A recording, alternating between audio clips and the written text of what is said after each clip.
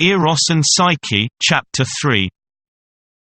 Chapter 3. Day was dawning when Psyche awoke, and high up in the bright air the larks were singing their morning hymn to the sun, and calling on bird and beast and flower to awake and rejoice in the glad daylight.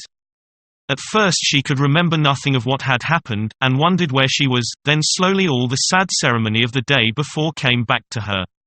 The funeral procession up Mount Ida, the lonely rock on which she had been left, and the soft west wind that had borne her away. So she rose up from the green bank on which she had slept all night, and looked round about her to see what manner of land she was in. She found herself standing on a hillock in the midst of a fertile plain. Steep cliffs rose up on every side as though to guard the peaceful valley, and keep out any evil thing that would enter in. To the eastward only was there a break in the mountain chain, and the dale widened out towards the sea. As Psyche gazed, the golden disk of the sun rose slowly from the water, and his bright rays lit up the grey morning sky and scattered the silvery mist that hung about the tree tops. On either side of her was a wood, with a green glade between sloping up towards a marble temple, which flashed like a jewel in the rays of the rising sun. And Psyche was filled with wonder at the sight, for it seemed too fair to be the work of human hands. Surely, she thought, it must be the handiwork of the lame fire god Hephaestus, for he buildeth for the immortal gods, who sit on high Olympus, and none can vie with him in craft and skill.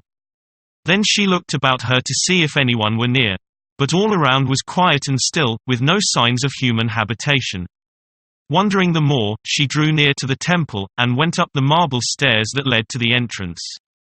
When she reached the top her shadow fell upon the golden gate, and, as she stood doubting what to do, they slowly turned on their hinges, and opened to her of their own accord, and she walked through them into the temple. She found herself in a marble court surrounded by pillars and porticos which re-echoed the soft music of a fountain in the midst. Through the open doors of the further colonnade she caught a glimpse of cool dark rooms, with carvings of cedar wood and silver and silken hangings. And now the air was filled with music and sweet voices calling her by name. "Psyche, Lady Psyche, all is thine. Enter in." So she took courage and entered. All day long she wandered about the enchanted palace discovering fresh wonders at every step. Even before she knew it the mysterious voices seemed to guess every wish of her heart. When she would rest they led her to a soft couch. When she was hungry they placed a table before her spread with every dainty. They led her to the bath, and clothed her in the softest silks, and all the while the air was filled with songs and music. All this time she had not said a word, for she feared she might drive away the kindly voices that ministered to her. But at last she could keep silence no longer. "Am I a goddess," she asked, "or is this to be dead? Do those who pass the gates of death feel no change, nor suffer for what they have done, but have only to wish for a thing to gain their heart's desire?" The voices gave her never a word in answer, but led her to the chamber where her couch was spread with embroidered coverlets. The walls all round were covered with curious paintings, telling of the deeds of gods and heroes.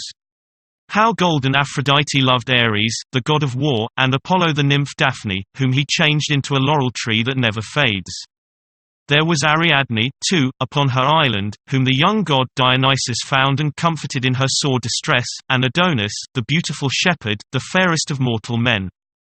Psyche, tired out by all the wonders she had seen during the day, sank down upon her couch, and was soon asleep.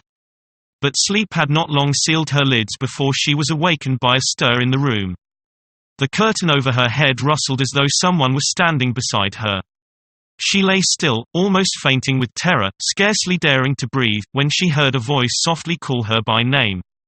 "Psyche, my own, my beloved, at last I have got thee, my dear one." And two strong arms were round her and a kiss upon her lips. Then she knew that at last the bridegroom she had waited for so long had come to claim her, and in her happiness she cared not to know who he was, but was content to feel his arms about her and hear her name upon his lips. And so she fell asleep again. When she awoke in the morning her first thought was to look on the face of the husband who had come in the dark night, but nowhere could she find him. All the day she passed in company of the mysterious voices who had ministered to her before.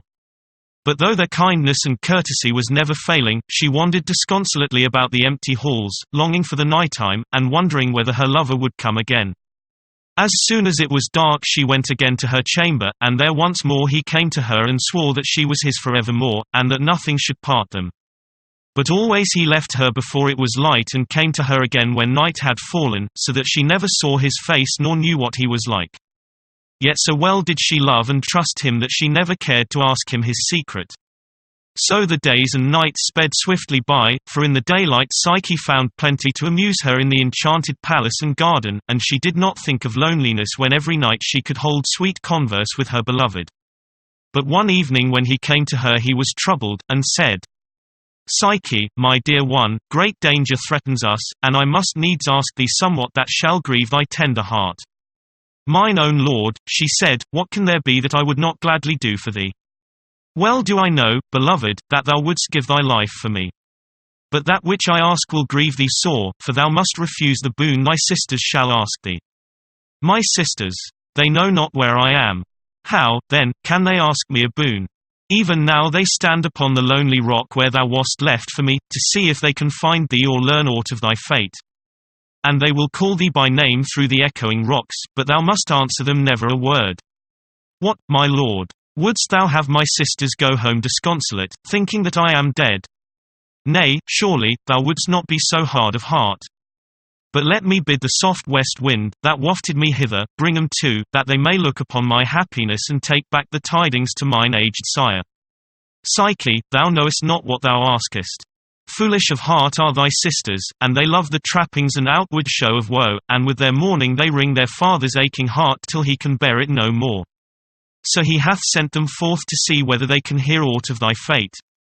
And, full of their own heart's shallow grief, they seek thee on the mountain side, thinking to find thy bones bleaching in the rays of the sun.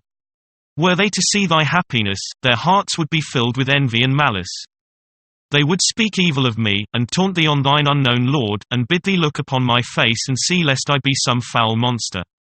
And Psyche, mine own wife, the night that thou shayest my face shall be the night that shall part us forevermore, and thy first look shall be thy last. Therefore answer them not, I pray thee, but stay with me and be my bride."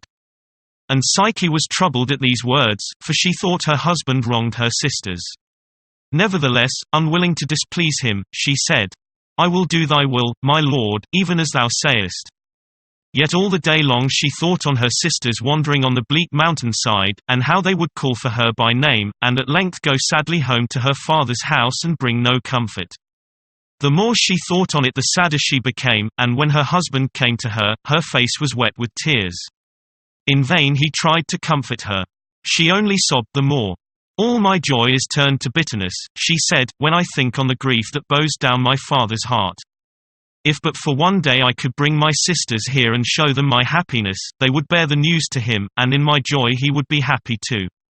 Let them but come and look at this fair home of mine, and surely it will not harm me or thee, my dear lord."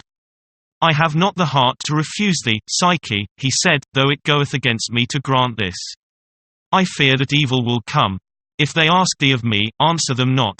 Psyche was overjoyed at his consent, and thanked him, and put her arms about his neck and said, "My dearest lord, all thou sayest I will do.